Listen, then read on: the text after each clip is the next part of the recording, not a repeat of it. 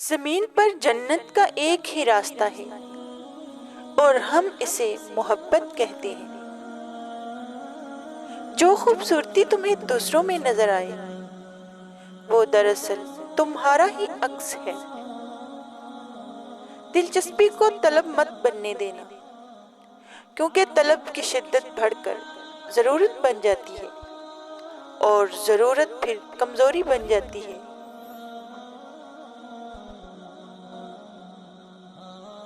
اگر تمہارے علم نے اب تک تمہیں انسانیت سے محبت کرنا نہیں سکھایا تو جان لو کہ تم جاہل ہو۔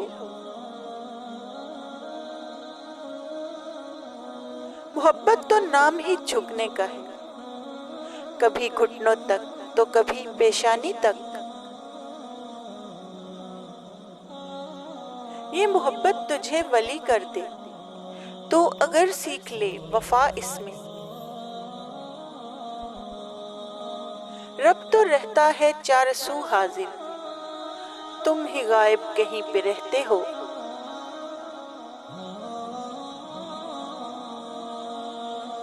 طلب سچی ہو اور پیاس جان لیوا تو رہبر خود بخود دروازے پر آ کر دستک دیتا ہے۔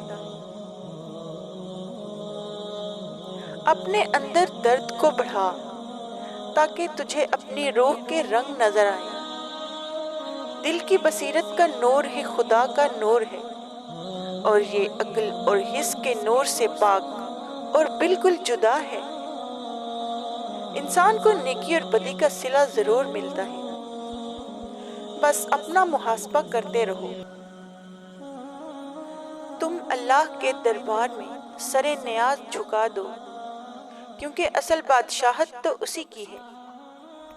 ایسا کرنے سے وہ تمہیں اس دنیا کے علاوہ اور حکومتیں بھی عطا فرما دے گا۔ انسان کا وجود عشق سے ہی کمال تک پہنچتا ہے۔ اگر تو یہ کمال نہیں رکھتا تو خسارے میں ہے۔ گزرے ہوئے حالات و واقعات کو یاد کرنا اور مستقبل کی فکر کرنا دراصل خدا سے حجاب ہے۔ ماضی اور مستقبل کے واقعات پر نہیں، نظر اس کے پیدا کرنے والے پر رکھو۔ قید مسلک کی نہیں، شرط عقیدے کی نہیں، جانے کس وقت وہ کس دل میں محبت رکھ دے۔ کوئی نیکی انعام کے بغیر نہیں رہتی اور کوئی برائی سزا سے نہیں بچ سکتی۔ دھوکے باز لوگوں کی پرواہ نہ کیا کرے۔